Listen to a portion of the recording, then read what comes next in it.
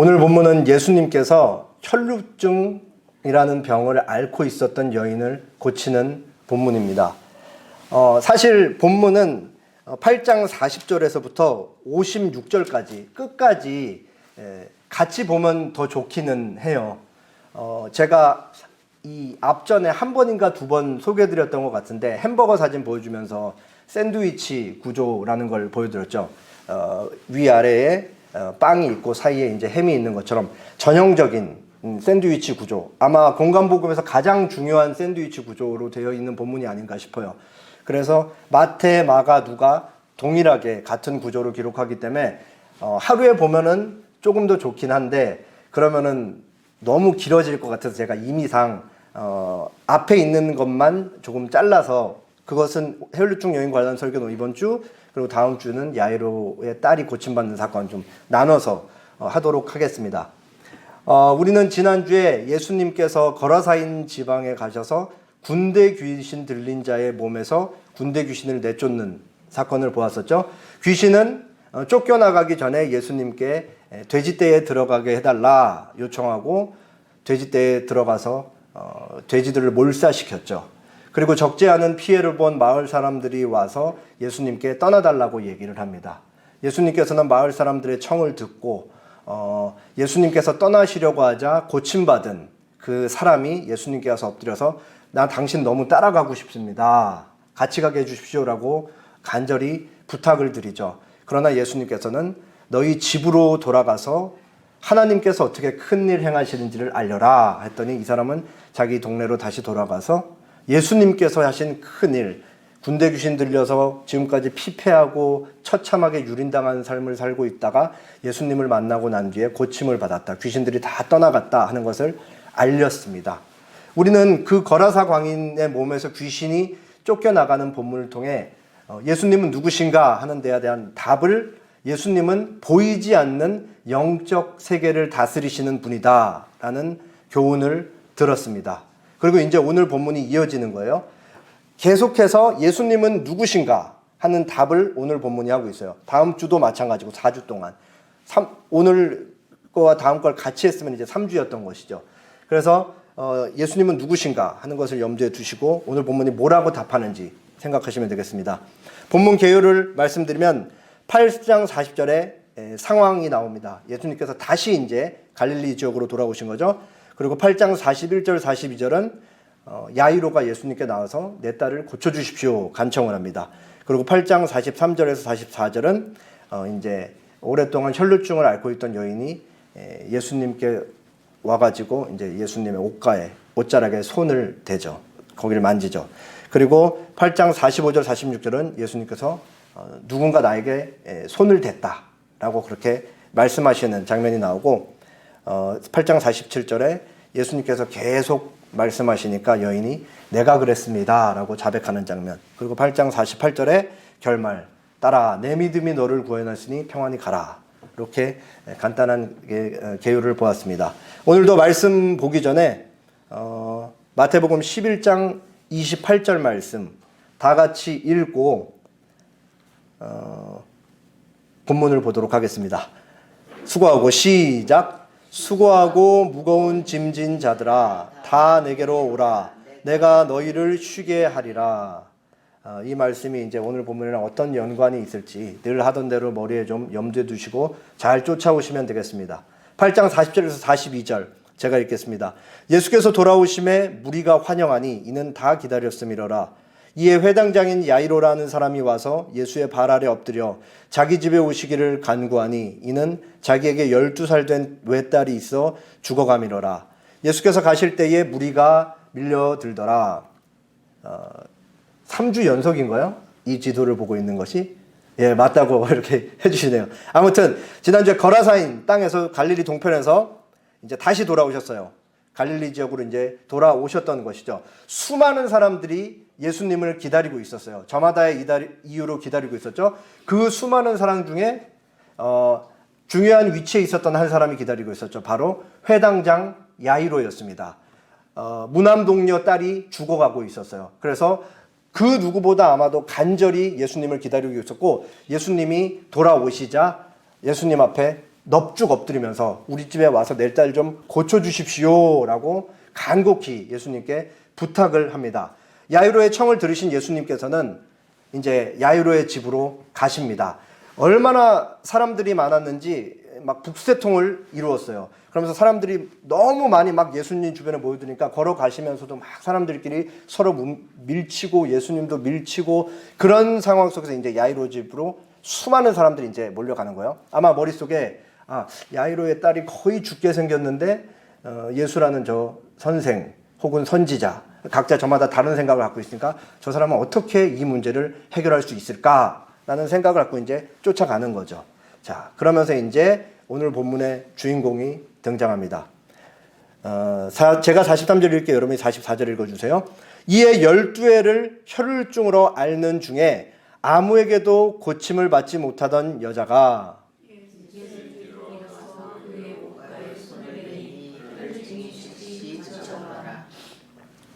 오늘 본문의 주인공이 등장합니다. 수많은 사람들이 예수님이 오기를 기다렸을 때 아주 간절하게 예수님을 기다렸던 회당장 야이로도 있었고 그 무리 중에 이 혈루증 여인도 같이 속해 있었어요. 이 여인은 어떤 여인이냐? 12년을 혈루증을 앓고 있었고 아무에게도 고침을 받지 못한 여자였어요. 이 혈루증은 현대 병명으로는 만성 자궁출혈이라 그래요. 그래서 자궁에서 이제 하혈을 하는데 이게 하혈을 불규칙적으로 하는 것이죠. 그래서 이게 이제 이런 병을 알았던 부인병을 알았던 여인이었어요.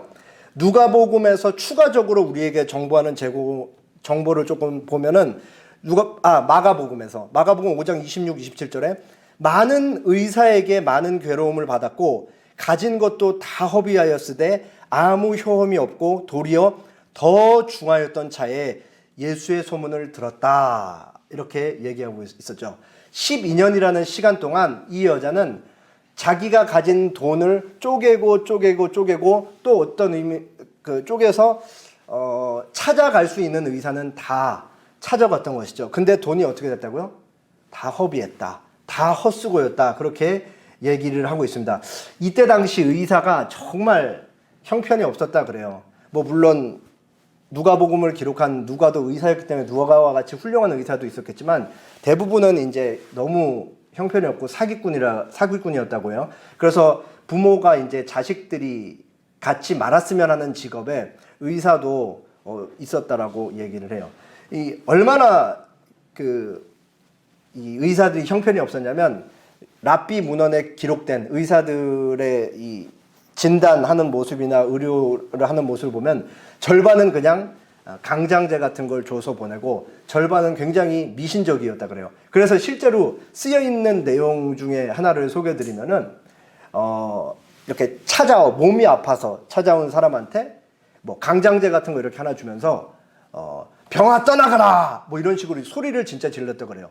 그 병에다 대고. 그러니까 예를 들면 오늘 혈루증을 앓고 있는 여인이 의사를 찾아갔을 때 실제로 오늘날로 치면은 바카스 같은 거 한 병 주고 혈루병아 떠나가라 이렇게 했던 거죠. 실제로 그게 진짜 떠나가기를 바라면서 이런 미신적인 생각을 갖고 사람들을 고쳤다 그래요. 그러니까 병이 떠나갈 리가 있겠어요? 당연히 떠나갈 리가 없죠.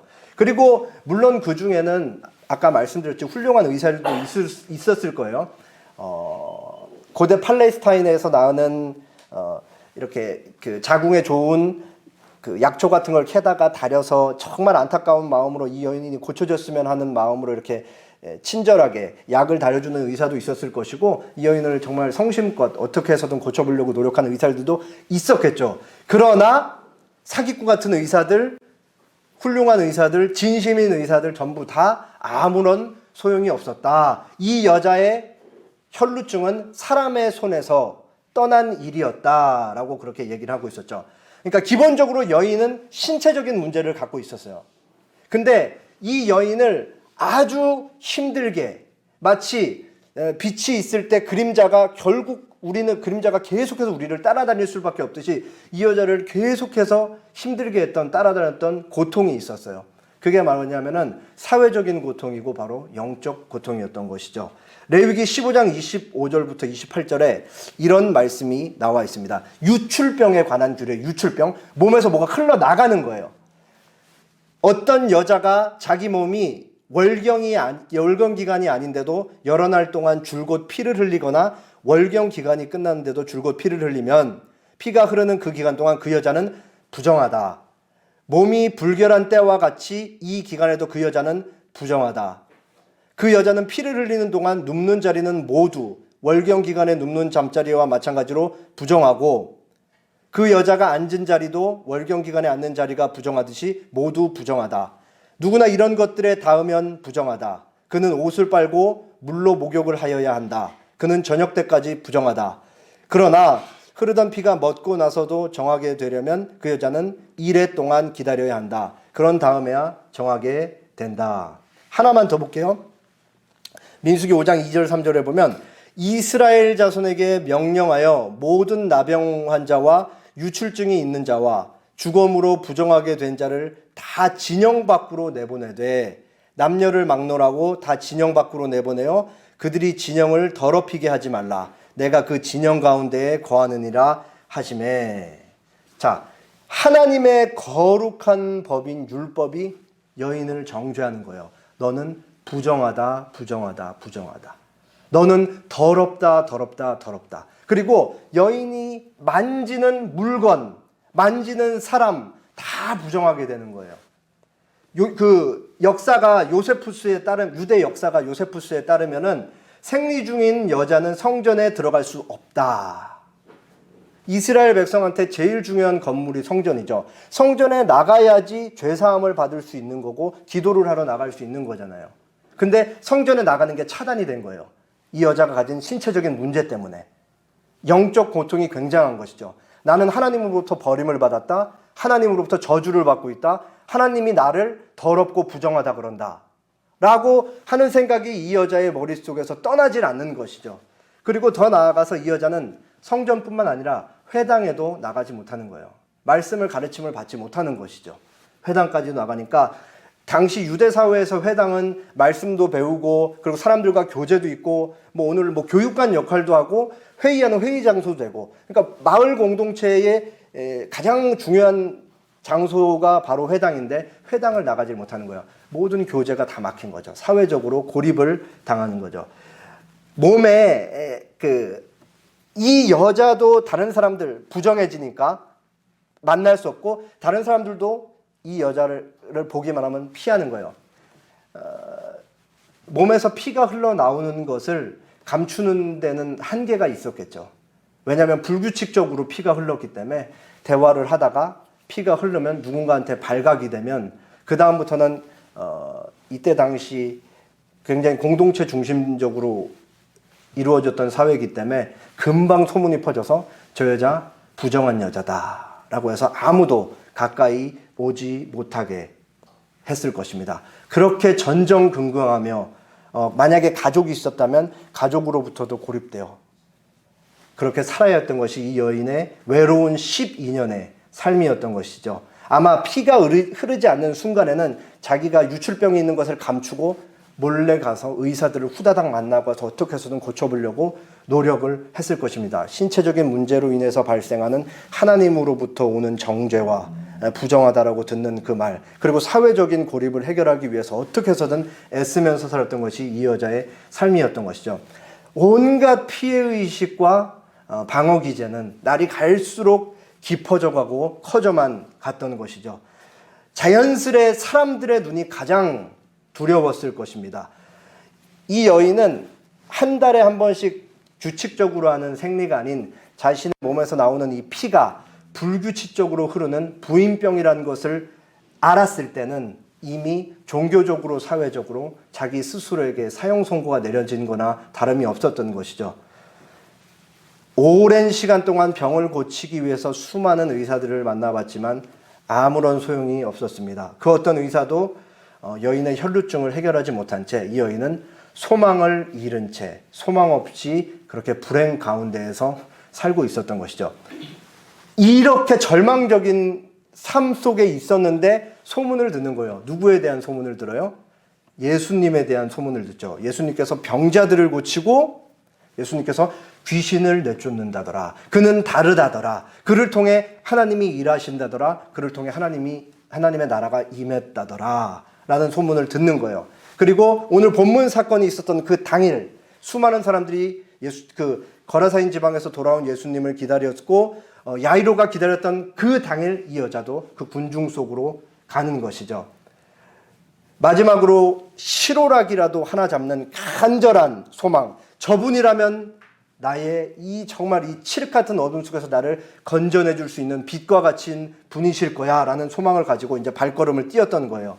여인은 수많은 인파 속에서 자신의 얼굴을 가리고 예수님의 옷자락을 만지기 위해서 혹여나 들킬까 굉장히 조심스레 그 군중 속을 파고 들어가는 것이죠. 그리고 예수님 뒤로 가서 왜 뒤로 갔는지 이해가 되죠. 이제 걸리면 큰일 나니까 맞아 죽을 수 주먹으로 때리면 또 부정해지니까 막 돌도 집어던지고 막 가까이 오지도 못한 채로 사람들이 얼마나 못되게 굴었겠어요. 그러니까 조용히 군중 속에 가서 얼굴 가리고 뒤로 가서 예수님 옷가에 옷자락에 그때 그 남자 랍비들이 옷 뒤에 달린 술 같은 거 거기를 잡는 거예요.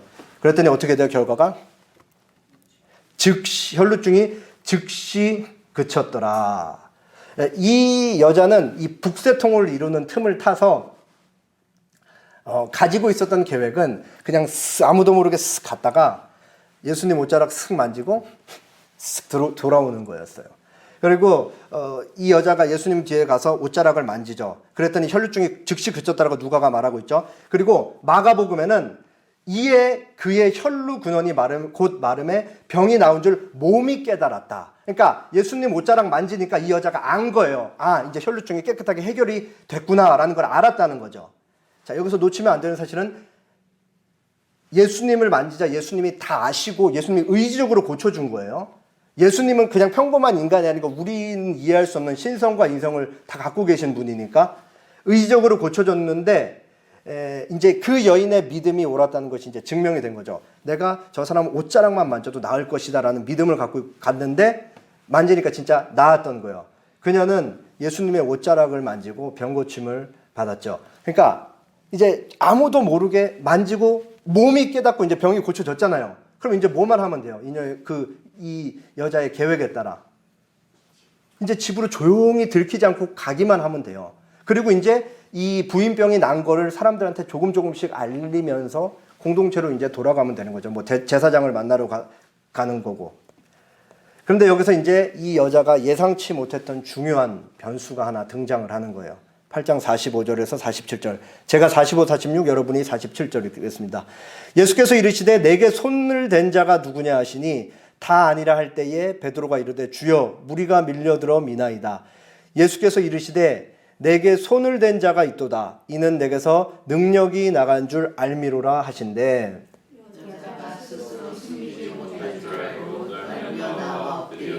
그 손댄 이유와 곧 나은 것을 모든 사람 앞에 말하니. 이 여자가 처음에 작전을 세우고 갔는데 거의 95% 정도 성공을 했는데 이제 집에 돌아오기만 하면 되는데 변수 하나가 툭 튀어나오는 게 뭐예요? 이 여자가 예상 못했던 거. 예수님이 아실 거라는 사실을 전혀 못했죠. 혼자 가서 쓱 만지고 와야지 했는데 갑자기 지금 상황이 되게 바쁘잖아요. 야이로의 집에 막 무리와 함께 막 떠밀려서 가고 있는데 예수님이 딱 멈춰서는 거예요. 그리고 돌아보시면서 누가 내 몸에 그 손을 댔냐? 마가복음에는 물어보세요. 누가 내 몸에 손을 댔냐? 돌아오면서. 그러니까 베드로가 얘기를 하는 거죠. 아니 사람들이 이렇게 많은데 서로 계속 밀고 있는데 다 지금 손대고 있지 뭐 무슨 말씀하시냐. 그러니까 예수님이 다시 말씀하시죠. 아니다. 누군가 내 몸에 손을 댔다라고 얘기해요. 예수님이 지금 찾고 있는 거예요. 수많은 부딪힘이 있었어요. 수많은 부딪힘이. 근데 그 중에 단 하나 다른 부딪힘이 있었던 거예요. 무슨 부딪힘이죠? 믿음으로 내가 이 사람 옷자락만 만져도 낫겠다는 믿음의 만짐 하나가 있었던 거예요. 예수님이 그걸 아시는 거죠. 그리고 찾는 거예요. 내게 손을 댄 자가 있었다. 아마 이 순간 이 여인 정말 심장이 멎는 줄 알았겠죠. 왜냐면은 어쨌든 들키면 안 되니까. 그래서 예수님께서 계속 자기를 이제 들키면 안 되는데 계속 부르고 계신 거예요. 그러니까 다른 사람은 아무도 몰라도 만진 여자와 예수님은 알고, 둘만 알고 있잖아요, 둘이. 예수님은 계속 너 나와라, 나와라. 누구냐, 누구냐 하고 있고, 이 여인은 어떻게 해서든 나가면 안 되는데 예수님께서 계속 찾잖아요. 그러니까 더 이상 숨길 수 없다라고 생각한 여인이 두려워하면서, 떨면서, 마가복음에는 두려워하다는 표현이 있는데, 두려워하면서 떨면서, 자기 신분을 노출시키면 안 되는데, 떨면서 그렇게 예수님 앞에서 엎드립니다. 자칫 잘못하다가 이제 사람들한테 맞아 죽을 수도 있는데 예수님께서 계속 부르니까 이제는 더 이상 숨길 수 없다고 이제 무릎 꿇고 말을 하죠. 그리고 이제 갑자기 간증 집회가 시작된 거예요. 이 여인이 지난 12년 동안 자기가 어떻게 살았고 어떻게 이 자리에 나오게 됐으며 예수님의 옷가를 잡았는데 내가 깨끗이 나았다 라고 이제 사람들한테 얘기를 한 거죠. 예수님한테 얘기했지만 그 자리에 있는 사람들이 다 들은 거죠. 아마 그 자리에는 이 여인이 이제 이 여인을 보면서 저 여자 그 혈루증 그 여자네 이렇게 알아보는 사람들도 있었을지도 몰라요. 예수님께서 왜 이 여인을 끝까지 나와라 나와라 나와라 했냐? 첫 번째는 이 여인의 입을 통해서 예수님께서 이 여인에게 행하신 일, 12년 동안 혈루증으로 고통받고 있는데 이 여자가 나은 일을 이 여자인이 증거하기를 바라셨던 거죠. 그리고 두 번째, 공개적으로 이 여인이 자신의 병에서 나은 것을 증거함으로써 사람들로부터 인정을 받고 공개적으로 인정을 받고 이 여인을 공동체로 온전하게 회복시켜주게 돌아가게 하기 위해서 배려 차원에서 그렇게 하신 거였습니다. 자, 이제 마지막 절 다 같이 읽겠습니다. 시작. 예수께서 이르시되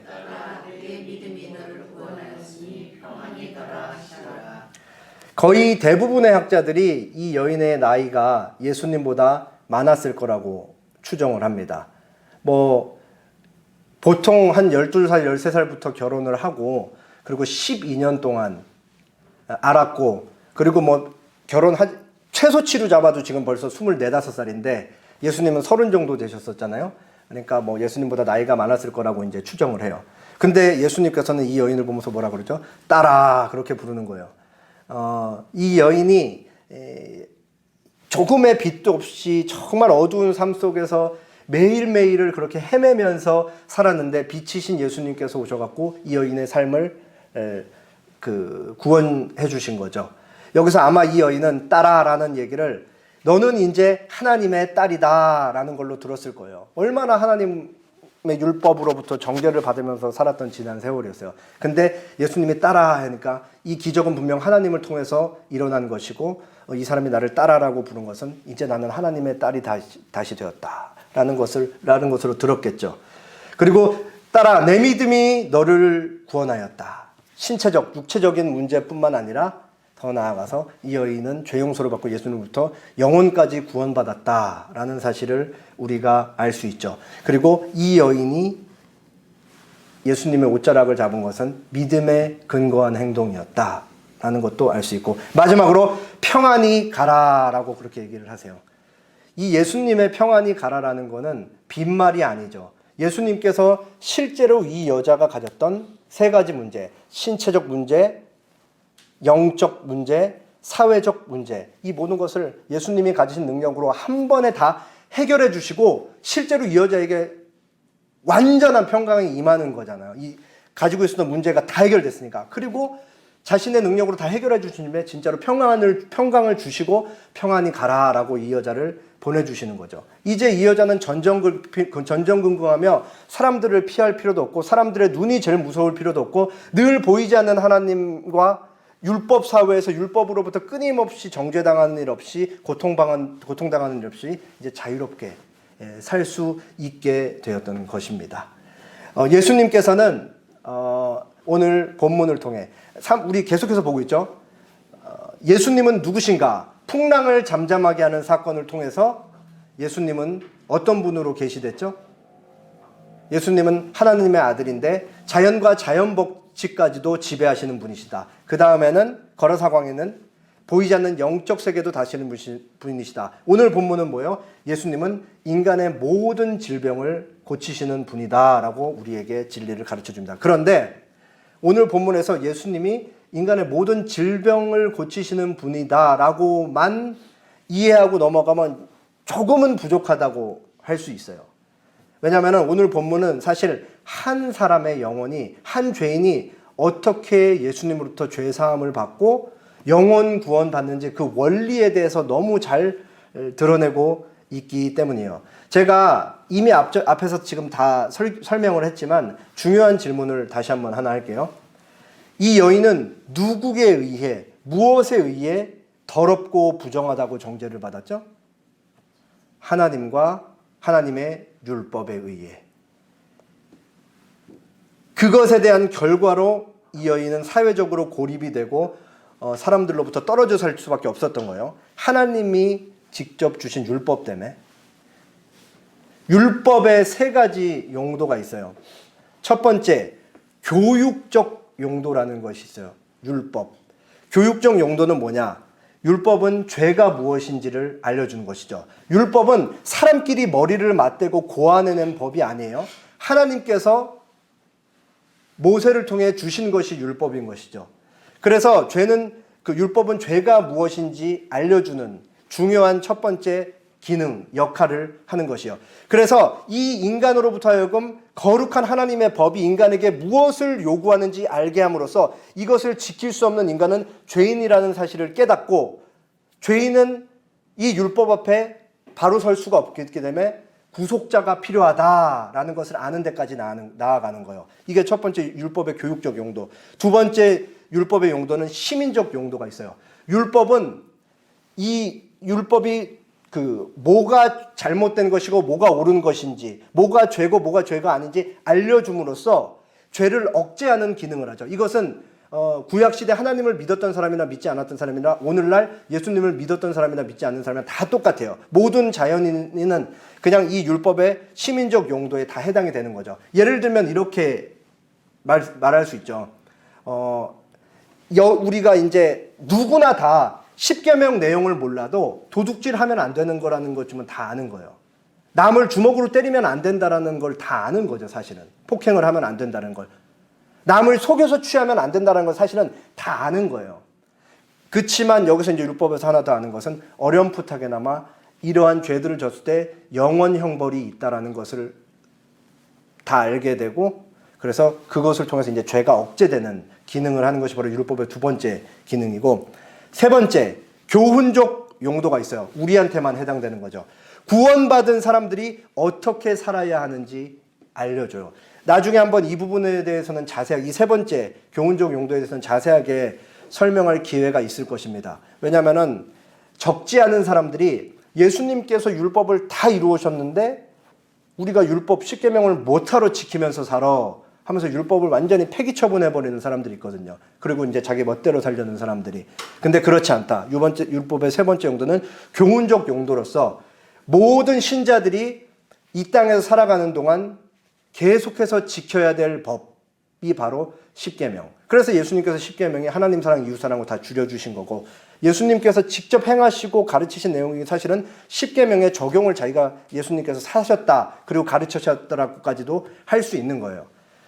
율법의 세 가지 용도 중에 이제 첫 번째 용도에 관련해서 오늘 본문이랑 조금 연관을 해서 설명을 계속 이어가 보겠습니다. 레위기 18장 5절에 이런 말씀이 있어요. 하나님께서 이스라엘 백성들에게 율법을 주신 이후에 이런 말씀을 하셨어요. 너희는 내 규례와 법도를 지키라. 사람이 이를 행하면 그로 말미암아 살리라. 나는 여호와니라. 사람이 율법을 지키면 살리라. 사람이 율법을 온전하게 다 지키면 그 사람은 더 이상 죄인이 아니고 진짜 의인이다. 그러면 그 사람은 죽지 않고 산다. 라는 얘기인 거예요. 자, 소유리문답 14문에 이런 게 있어요. 죄는 무엇입니까? 답. 죄는 하나님의 율법을 조금이라도 부족하게 지키거나 그 법을 어기는 것입니다. 10계명 중에 10개의 계명 중에 9개는 너무 잘 지켜요. 근데 도벽이 있어가지고 자꾸 훔치는 걸 참지 못하는 거예요. 그러면은 그 사람은 하나님의 법을 온전하게 지키는 건가요? 지키지 못하는 거예요. 그러니까 조금이라도 부족하게 지키면 거룩한 하나님의 성품에 반하는 거기 때문에 그 사람은 여전히 죄인이 되는 것이죠. 그렇기 때문에 행하라 그리하면 살리라. 뒤집어서 읽으면 뭐예요? 행하지 못하면 너는 죽으리란데 10계명 중에 사실 9개도 하나라도 제대로 지킬 수 있는 게 없어요. 인간은 사실은. 지키지 못하면은 하나님의 거룩한 법이 이 여인이 당했던 정죄처럼 모든 우리를 계속 정죄하는 거예요. 너는 죄인이다. 너는 죄인이다. 너는 죄인이다. 그러니까 비로소 우리가 누구를 바라보게 하는 거예요? 구속자, 예수 그리스도, 하나님이 보내실 그이, 빛이신 그분을 바라보게 하는 것이죠. 바로 이 자리에 예수님의 자리가 있는 것이죠. 우리를 대신해서 십자가에서 죽으시는 그 자리, 예수님께서 성육신하시는 그 자리, 우리 죽을 수밖에 없는 우리를 대신해서 대신 죽으시는 그 자리가 있는 거예요. 그래서 4세기 교부인 요한 크리소스톰은 이런 얘기를 했어요. 하나님이 죄인들을 의롭게 하시기 위해 의로우신 그리스도를 죄인으로 만드셨다. 그리고 17세기 청교도 스테판 찬옥은 이런 말을 했습니다. 그리스도가 죄인이 아니신데 어떻게 죽으실 수 있는가? 먼저 우리 죄와 관계를 맺지 않고서는 우리가 받을 벌을 그리스도가 대신 받는 것은 공의롭지 못하다. 공의를 위해 그리스도는 진짜 죄인이시거나 전가로 죄인으로 여겨지셔야 했다.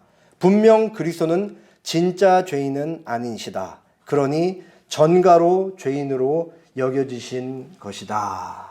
예수님께서 죄로 죽을 수밖에 없는 우리를 신부로 삼으시려고 뭐를 하냐면 바로 바꾸는 거죠. 그래서 여기 위에 돼 있잖아. 달콤하고 행복한 맛 교환을 하시는 거예요. 여기 이제 오늘 본문에 이 여인의 이 간절한 이 믿음이 서려 있는 것이죠. 이 여인이 내가 저 사람의 옷자락이라도 잡으면 나는 모든 병에서 고침을 받을 것이다 라는 믿음이 있었잖아요. 이게 예수님께서 십자가상에서 이루어진 일을 우리가 믿음으로 그것을 붙잡을 때 우리에게 일어나는 일이에요. 우리의 모든 더러움이 신랑이신 예수님에게 전부 다 전가되는 것이고 예수님의 모든 의로움이 우리 죄인의 더러운 몸속에 다 전가돼 갖고 우리는 100% 완벽한 깨끗한 의인이 되는 거예요. 그래서 행복하고 아름답고 달콤한 맛교환이 이루어지는 것이죠. 이것이 성경에서 말하는 구원의 원리인 것이죠. 그래서 이러한 그 달콤한 맛교환이 이루어진 다음에 하나님께서 교회에게 하시는 말씀, 나의 사랑 내 어여쁜 자여 일어나서 나와 함께 가자라고 그렇게 고백을 하시는 거예요. 인류 역사이든 한 개인의 인생사이든 멀리 갈 것 없이 당장 우리 지난주에 삶이든 사람을 처참하게 만들고 고통 속으로 몰아넣는 것은 다 죄의 문제예요. 죄의 문제. 죄가 얼마나 무서운지 우리가 혼자 몰래 짓는 죄이든 누군가를 대상으로 짓는 죄이든 아니면 같이 짓는 죄이든 죄는 반드시 어딘가에서는 균열을 일으켜요. 나 혼자 어떤 죄를 짓고 끝날 거라고 생각하면 큰 착각이에요. 하나님이 아시고 나만 아는 죄라도 그럼 반드시 어떤 하나님과 나와의 관계이든 공동체의 관계이든 어딘가에는 반드시 균열을 일으켜요. 이게 죄의 무서움인 것이죠. 여기서 우리가 심각한 죄에 노출되어 있으면 우리가 할 수 있는 방법은 다 하나밖에 없어요. 예수님께로 도망가는 것밖에 없는 것이죠. 오늘 본문을 보세요. 이 여인이 예수님께로 도망가기를 얼마나 잘했는지 예수님께서 여인의 병을 고쳐줌으로써 잘 생각해보세요. 하나님과 여인의 관계가 완전히 화목하게 됐잖아요. 하나님 더 이상 법으로 그 여인 정죄하지 않으시죠. 병에서 깨끗이 나았으니까. 더 나아가서 이 여인은 그 병 때문에 사회적으로 격리되고 고립됐는데 예수님이 병을 고쳐주면서 사람들과의 관계도 완전히 회복되고 다시 공동체로 들어갈 수 있는 거잖아요. 그야말로 평강이 임한 거죠. 이게 우리가 예수님을 믿고 구원을 받을 때 일어나는 일이에요. 하나님과의 화목이 이루어지고 이웃 사이에도 화평이 이루어져서 비로소 평강이 이루어지고 정상의 삶을 살 수가 있게 되는 것이죠. 우리는 모두 매일 매 순간을 심각한 죄의 위협 속에서 살고 있습니다. 실제로 죄에 노출되어 죄 속에서 허우적거리면서 살고 있는 것이 우리의 인생이죠. 그럼에도 우리가 예수님께 가면 우리는 언제든지 다시 회복될 수가 있다라는 거예요. 마지막으로 루터의 글을 소개하고 마치도록 하겠습니다. 진정 사람이 자신을 비참하고 죄악되고 괴로운 자로 느끼고 판단할수록 그리스도는 그 사람을 더욱 기꺼이 받아주시고 위로해 주신다. 그러니 자신이 자격 없다고 느낀다면 이로써 진정 자격을 갖춘 사람이 된다. 그리스도께로 갈 더 큰 기회를 얻은 것이다. 굉장한 역설이죠. 역설을 통한 교훈. 자신이 가장 부패한 죄인이라고 느껴지고 실질적으로 부패한 죄 속에 허우적거리고 있을 때 우리는 반대로 예수님께 가장 가까이 나아갈 수 있는 기회를 얻은 때이다. 예수님 그것 때문에 오셨으니까. 예수님 우리 죄 때문에 십자가에 못 박혀 죽으시는 거잖아요. 그리고 그것이 예수님의 가장 큰 기쁨이었고 내가 내 사랑하는 신부를 살릴 수 있다. 그게 예수님께 얼마나 큰 기쁨이었던 거예요. 그렇기 때문에 우리가 가장 심각한 죄에 노출되어 있을 때 우리가 할 수 있는 유일한 방법은 사망이 우리를 계속 쏠지라도 우리의 신랑이신 예수님께로 우리의 도피성인 피난처이신 예수님께로 도망가면 된다라는 것을 알 수가 있는 것입니다. 이번 한 주 살아가면서 날마다 예수님께 더 가까이 나아갈 수 있는 에셀나무 교회 성도들이 되기를 바라겠습니다. 기도하겠습니다.